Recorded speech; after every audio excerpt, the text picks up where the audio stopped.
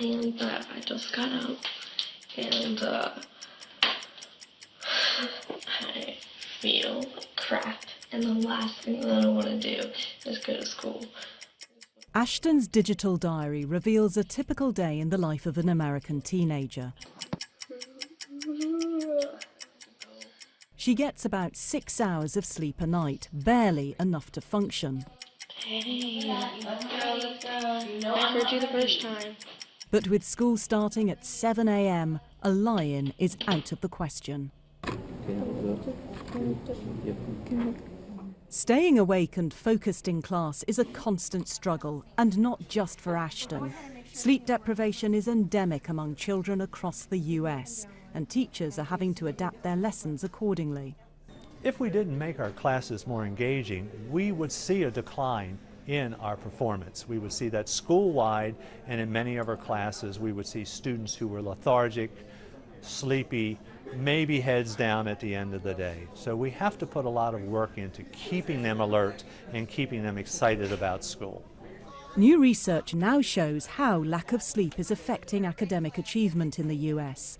American children are failing to keep pace with their more rested peers in other countries. For 3/4 of the students, their instruction was being disrupted or slowed down in some regard. So they weren't being able to cover enough material. And also, of course, the students themselves who are trying to stay awake in class are not paying the best attention. Here at the Children's National Medical Center, doctors are seeing more and more sleep-deprived kids. And it's not just affecting their schoolwork. It's linked to obesity, mood swings, and behavior problems. In fact, it's putting their long-term health at risk. Experts here say children's natural sleep rhythms are in constant conflict with school timetables.